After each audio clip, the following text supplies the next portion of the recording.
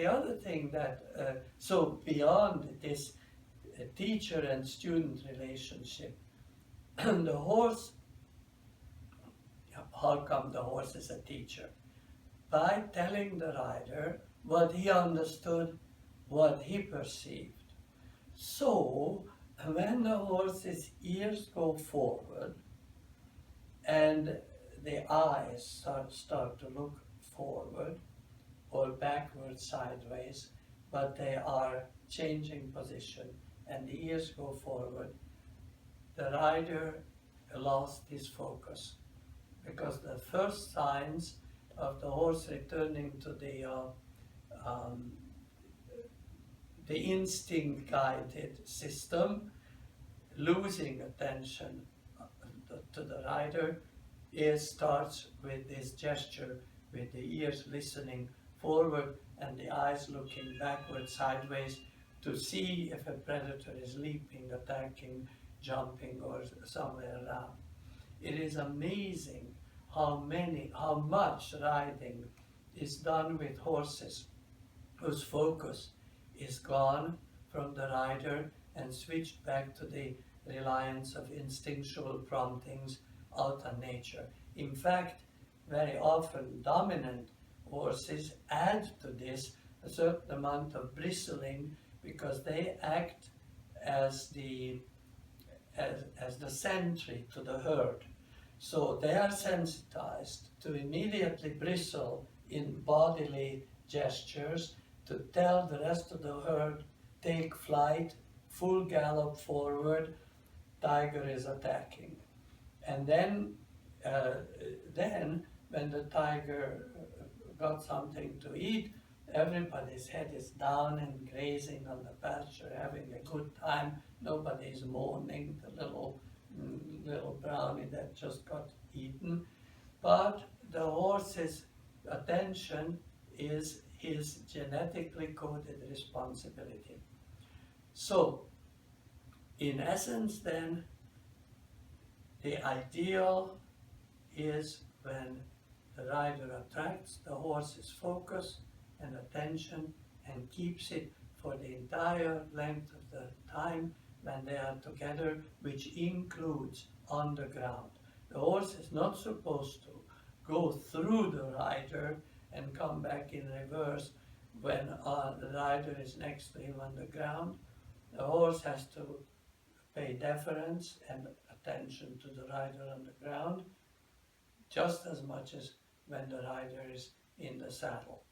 To build this, you have to omit any attitude of punishment, any emotionally dictated action from the rider, and the rider has to earn the respect and attention of the horse by rewarding, and the reward and punishment scale is so tenderly defined that one of the big punishments could be a stronger leg aid or a deeper seat prompting or something as subtle as that, but never a beat up with a whip, and never punishing or even instructing by jerking on the rein or sawing on the rein, or in other words, never to offend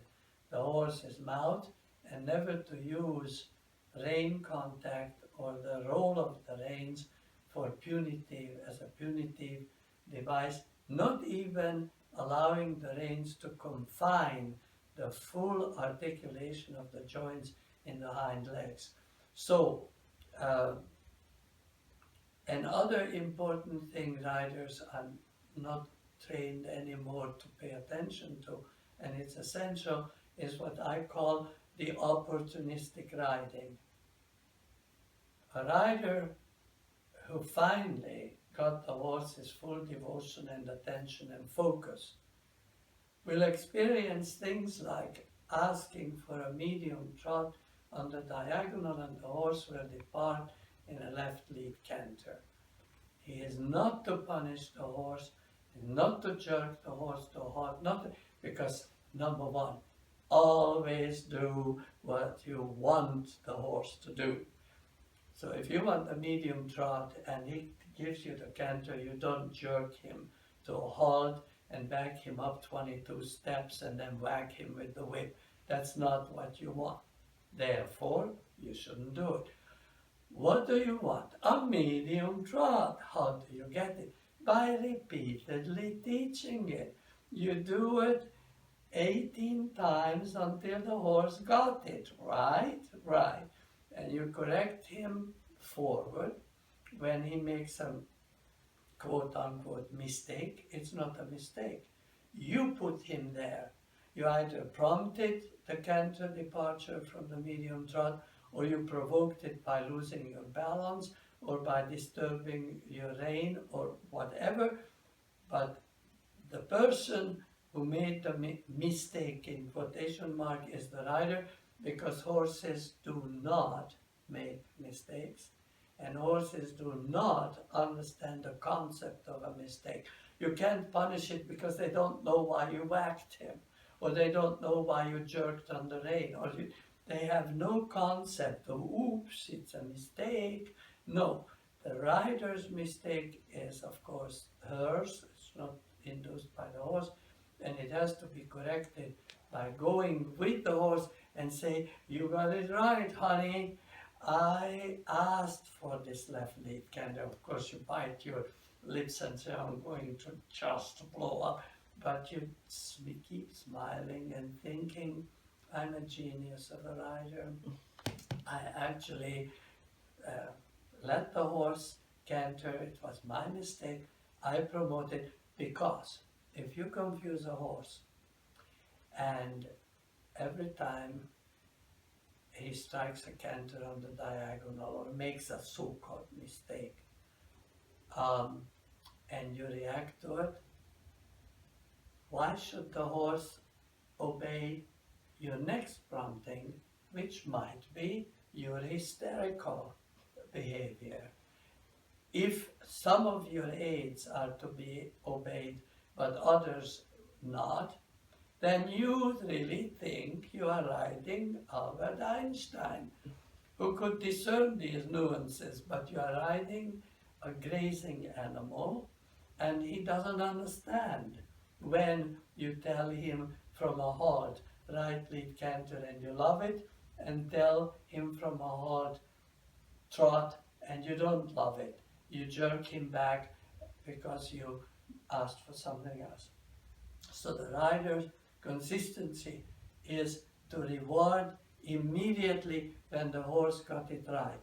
And it is, of course, the lightening of the aids, the harmony increased, plus inevitably and always the rein yielding, or the fist touching the neck of the horse once. In other words, the rein is to communicate to the bridle the rider's mind. The horse reads the mind and emotional content of the rider in the bridle, and whenever he obeys even a simple thing, you are walking and you ask him to trot, and he trots, touch his neck once, or yield the rein at the wrist forward a centimeter. Why not? Why should anybody be stingy? So then you have the horses, you enter the horse's world, you expect his attention because you reward him and made yourself respectable, you never punish, you are consistent, and you don't make mistakes. Very simple, only 5 things to do.